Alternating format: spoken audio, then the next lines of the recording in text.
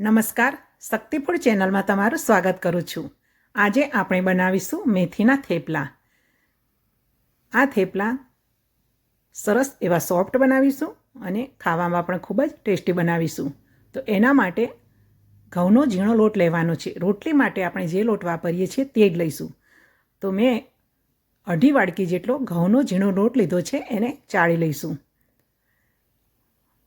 હવે એમાં 1 વાડકી જેટલું બેસન ઉમેરીશું. બેસન પણ ચાળીને જ લઈશું. જ્યારે આપણે કંઈ પણ વાનગી બનાવતા હોઈએ ત્યારે લોટને ચાળવો જરૂરી છે. હવે લસણ અને મરચાંને આપણે સરસ રીતે વાટી લઈશું. બંને લોટ મિક્સ કરી લઈએ. હવે એમાં 1 ચમચી હળદર ઉમેરી લઈએ.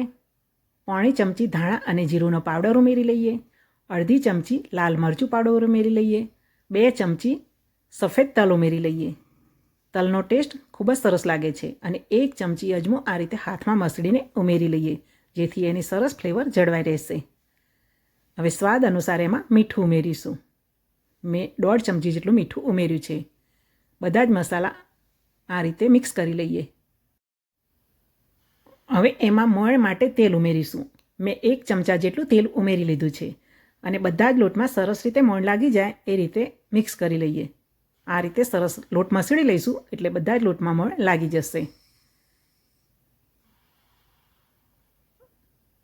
હવે એમાં વાટેલું લસણ ઉમેરી દઈશું અને વાટેલા મરચાં ઉમેરી લઈએ.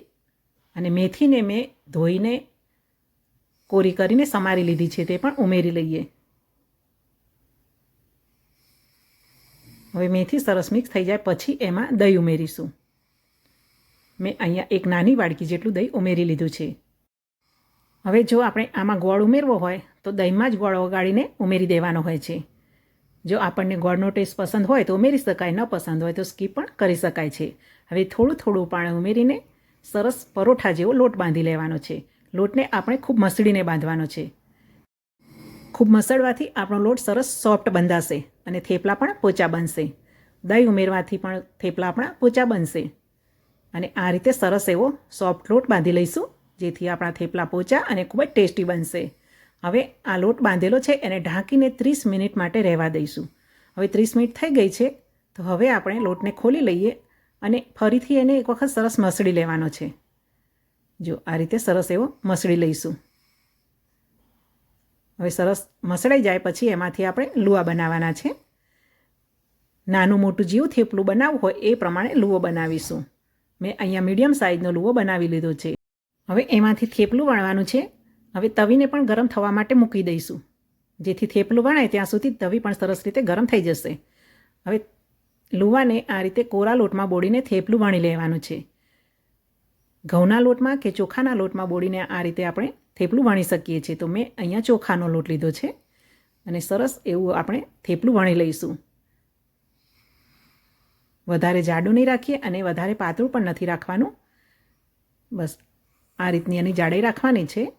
અને હવે એને શેકી લઈશું. તો તવી પણ ગરમ થઈ ગઈ છે. એમાં આ રીતે નાની ચમચી જેટલું તેલ ઉમેરી લઈએ. તેલને સરસ રીતે તવીમાં ફેલાવી લઈએ.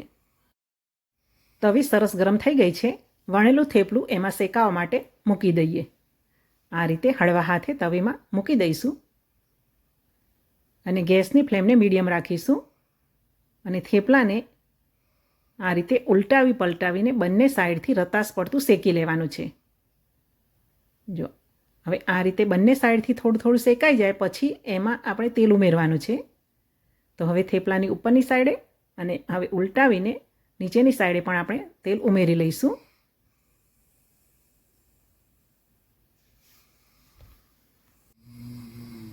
આ રીતે ગેસની ફ્લેમને મીડિયમ રાખીને જ આપણે થેપલું શેકવાનું છે, એટલે આપણું થેપલું સરસ એવું સોફ્ટ બનશે.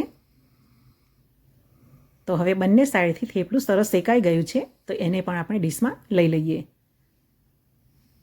હવે જો આ રીતે વણવાનું અને શેકવાનું સાથે પણ આપણે થઈ શકે છે.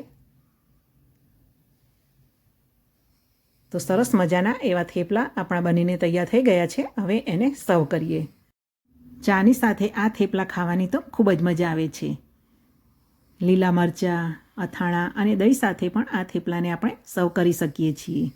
મિત્રો, તમને મારા આ થેપલાની રેસીપી ગમી હોય તો વિડીયોને લાઈક કરશો અને જો ચેનલે સબસ્ક્રાઈબ ન કરી હોય તો સબસ્ક્રાઈબ પણ જરૂરથી કરશો.